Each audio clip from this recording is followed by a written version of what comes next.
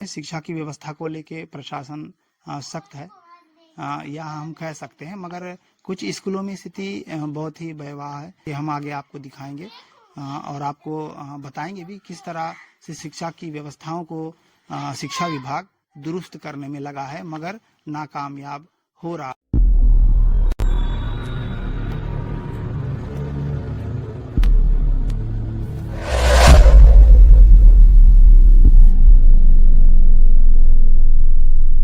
हम बात कर रहे हैं दुबलमगुड़ा के प्राथमिक शाला भवन की, जहां पे भवन की जर्जर स्थिति होने के कारण यहां के बच्चों को आंगनबाड़ी में बैठाकर पढ़ाया जा रहा है। जी बिल्कुल, मैं आपको बताऊंगा। सबसे पहले तो मैं आपको भवन की स्थिति को दिखाना चाहूँगा।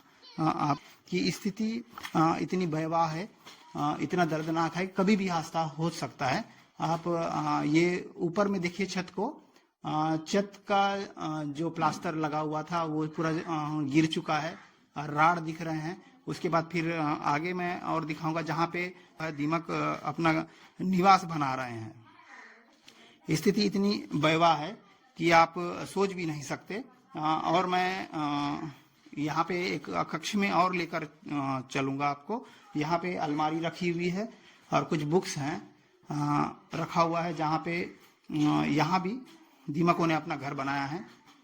आपको और इसी प्राथमिक शाला भवन के अन्य कक्षों में ले जाकर दिखाते हैं, जहाँ पे स्थिति बहुत ही दर्दनाक है, मगर शिक्षा विभाग सो रहा है। ग्रामीणों ने हमें बताया कि इसको लेके कई बार शिविरों में भी आवेदन किया है नए भवन बनाने या फिर मरम्मत के लिए, लेकिन ना ये मरम्मत होने की स्थिति में है और ना ही नया भवन की स्वीकृति हो रही है। ये इसी तरह का हाल दूसरे कक्ष में भी है। ये आप इधर इस कक्ष में भी देखिएगा कि स्थिति कितनी दर्दनाक है। प्लास्टर जो दीवार से लगा हुआ प्लास्टर है पूरी तरह से गिर रहा है और शिक्षक भी इस भवन में बच्चों को बैठाने के लिए डर रहे हैं, क्योंकि कभी भी कोई भी हादसा हो सकता है। इसे छोड़कर और मैं अब जहाँ पे बच्चे बैठते हैं वहाँ पे ले चलूँगा, आप लोगों को ले चलूँगा, वहाँ की स्थिति को दिखाऊंगा कि बच्चे किस तरह आंगनबाड़ी में बैठकर पढ़ रहे हैं। ये आंगनबाड़ी है, आदर्श आंगनबाड़ी केंद्र मुरियापारा दुबलमगुड़ा का आंगनबाड़ी भवन है। यहाँ पे बच्चे पढ़ रहे हैं क्योंकि शिक्षक मजबूर हैं यहाँ बच्चों को अध्यापन कराने के लिए। तो ये आंगनबाड़ी का भवन है जहाँ पे बच्चे बैठकर पढ़ रहे हैं। ये बच्चे बैठकर पढ़ रहे हैं। इधर प्राथमिक शाला के बच्चे पढ़ाई करते हैं और इसके दूसरी तरफ आंगनबाड़ी के बच्चे बैठकर अपना अध्ययन का या खेलकूद का काम करते हैं। तो इस स्कूल की स्थिति को जानने के लिए यहाँ की सहायक शिक्षिका हैं, तो हम इनसे जानना चाहेंगे कि क्यों यहाँ पे बच्चों का अध्यापन आंगनबाड़ी में करा रहे हैं। मैडम, सबसे पहले मैं आपका नाम जानना चाहूँगा, क्या नाम लिखते हैं आप? श्रीमती सरोजना मरपल्ली, सहायक शिक्षक LBI से। जी, तो मैं ये जानना चाह रहा हूँ मैडम कि बच्चों को आंगनबाड़ी में पढ़ाकर आप पढ़ा रहे हैं, मतलब ऐसी क्या मजबूरी है कि आंगनबाड़ी में आप बैठा के पढ़ा रहे हैं? सर, स्कूल ना जर्जर की स्थिति में ना वहाँ से बच्चों को आंगनबाड़ी में पढ़ा रहे हैं। तो इसको लेके आपने अधिकारियों से या मौखिक या लिखित में ऐसा कुछ जानकारी दिया गया है कि ऐसी स्थिति है स्कूल की, जिसको सूचना वगैरह दिए हैं? जी दिए से सर, हम लोग दिए से अधिकारी बोले कि आंगनबाड़ी में अध्यापन कार्य कराओ। तो ये आप देख सकते हैं कि जो यहाँ के शिक्षक हैं उनके द्वारा भी इस गंभीर स्थिति के बारे में जिम्मेदार अधिकारियों को सूचना दी गई है, लेकिन उसके बाद भी यहाँ का संचालन जो आंगनबाड़ी में ही हो रहा है। मैं आपको एक आगे और ले चलूँगा जहाँ पे मध्याह्न भोजन का कक्ष है। मध्याह्न भोजन का कक्ष है, उसको मैं दिखाना चाहूँगा। ये आप मेरे सामने देख सकते हैं आप, ये मध्याह्न भोजन का कक्ष है ये पूरी तरह से जर्जर की स्थिति में है। इसका छत से पूरा प्लास्टर निकल चुका है और ऊपर में इसका ऊपर में पूरे राड नजर आ रहे हैं। ये मध्याह्न भोजन भवन की स्थिति है। नीचे प्लास्टर पूरा उखड़ा हुआ है, ऊपर का प्लास्टर भी निकला हुआ है, पूरा राड, जंग लगा हुआ राड आपको स्पष्ट नजर आ रहा होगा।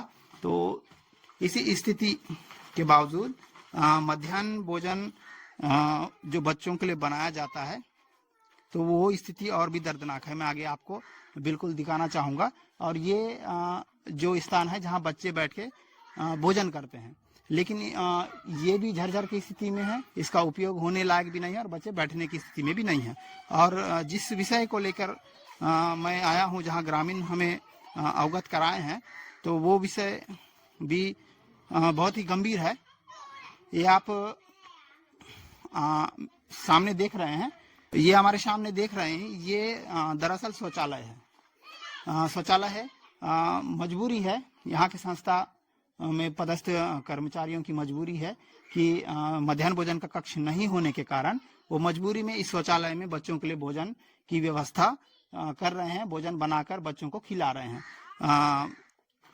मैं और करीब से दिखाना चाहूंगा आपको कि ये वाकई में ही शौचालय है, क्योंकि मैं अगर दूर से दिखाता हूं तो आपको समझ में नहीं आएगा। ये टॉयलेट का सीट है, आप देख रहे होंगे, जहाँ पे टॉयलेट का सीट है, बैठते हैं, उसी के ऊपर ये चूल्हा बनाकर इस पे मध्याह्न भोजन का बच्चों के लिए खाना बनता है और उसके बाद उनको परोसा जाता है। उसके बाद वे बच्चे उस भोजन को ग्रहण करते हैं। तो स्थिति बहुत ही दर्दनाक है। आप सोच भी नहीं सकते कि बच्चों के लिए जो मध्याह्न भोजन का बनता है, तो वह शौचालय के रूम में ही पकाया जाता है। तो इस पर हम बात करना चाहेंगे रसोइया से, वे क्या कहते हैं। ये हमारे साथ हैं मध्याह्न भोजन रसोइया, जो मध्याह्न भोजन बनाते हैं। तो हम इनसे बात करते हैं कि ऐसी क्या मजबूरी है कि वे मध्याह्न भोजन का खाना शौचालय में बनाते हैं। दीदी, सबसे पहले मैं आपका नाम जानना चाहूंगा, क्या नाम लिखते हैं आप? श्रीमती ललिता कोरम। ललिता कोरम जी। ललिता जी, सबसे पहले आप ये बताइए कि जो मध्याह्न भोजन बन रहा है बच्चों के लिए, ये आप कहाँ पर बना रही हैं? शौचालय में चूल्हा डाल के बना रही सर। तकरीबन कितना समय हो गया वहाँ पे बच्चों के लिए मध्याह्न भोजन का खाना बना रही हैं आप? 1 साल होने जा रही सर। तो आप सोच सकते हैं, समझ सकते हैं शिक्षा विभाग किस तरह से सोया हुआ है। जहाँ पे आवश्यकता नहीं है, वैसे स्थानों पर, वैसे स्कूलों में राशि स्वीकृत की जाती है, मरम्मत के नाम पे बंदरबाट किया जाता है। और ये दुबलमगुड़ा प्राथमिक शाला में भवन की स्थिति जर्जर है। उसके बावजूद भी यहाँ पे भवन का मरम्मत तक नहीं हो रहा। और मजबूरी ऐसी है कि किचन सेट नहीं होने के कारण शौचालय में ही भोजन बनाकर बच्चों को खिलाया जा रहा है। इसके बाद हम आपको स्कूल के दूसरी तरफ लेकर चलते हैं, वहाँ की स्थिति को भी हम समझेंगे कि किस तरह से मजबूर है शिक्षक आंगनबाड़ी में बच्चों को बैठाकर अध्ययन कराने के लिए।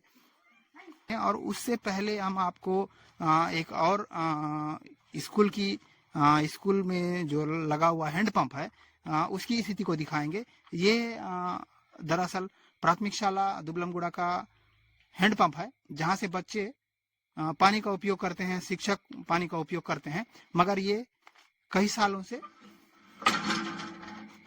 इस तरह की स्थिति में है जिसका उपयोग कर नहीं सकते।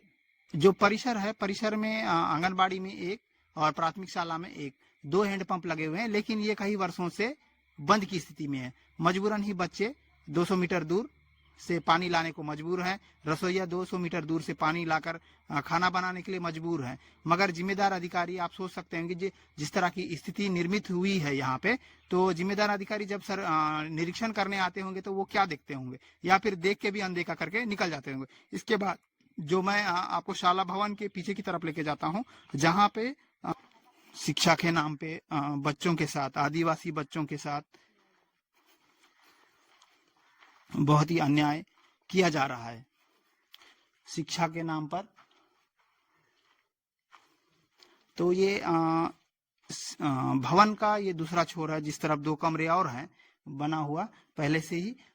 ये आप देख सकते हैं, ये हाल की तरह लंबा है, मगर यहाँ की स्थिति इतनी दर्दनाक है, आप सोच भी नहीं सकते। ऐसे माहौल में शिक्षक किस तरह से बच्चों को बैठा के पढ़ाएं, यह एक शिक्षा विभाग के लिए भी सोचने और समझने का विषय है, और वे समझें। और ये एक कमरा और बना हुआ है जिसमें चूहों ने अपना घर बना लिया है, और इस तरह की स्थिति है शिक्षा विभाग की। शिक्षा के नाम पर आदिवासी बच्चों को मजबूर होकर पढ़ने की, शिक्षा के नाम पर लाखों करोड़ों की राशि का सैंक्शन होता है, लाखों करोड़ों की राशि शासन प्रशासन मुहैया कराती है। उसके बावजूद भी जिम्मेदार अधिकारी उन पैसों का बंदरबाट करते हैं। जहां पे आवश्यकता है वैसे विषयों को ध्यान में न रखकर राशि को पूरी तरह से बंदरबाट किया जा सकता है। मैं ये पूछना चाह रहा हूं कि जो जिम्मेदार अधिकारी हैं, जो जिला शिक्षा अधिकारी हैं, जो ब्लॉक के बीओ अधिकारी हैं, वे निरीक्षण करने जब आते होंगे तो ये ऐसी स्थिति को देखते हैं। अगर देखते भी होंगे तो इसमें मरम्मत का कार्य क्यों नहीं किया जाता? बच्चों के लिए भोजन की व्यवस्था के लिए शौचालय में क्यों पकाया जाता है? ये सब बड़ा प्रश्न चिन्ह है शिक्षा विभाग के लिए।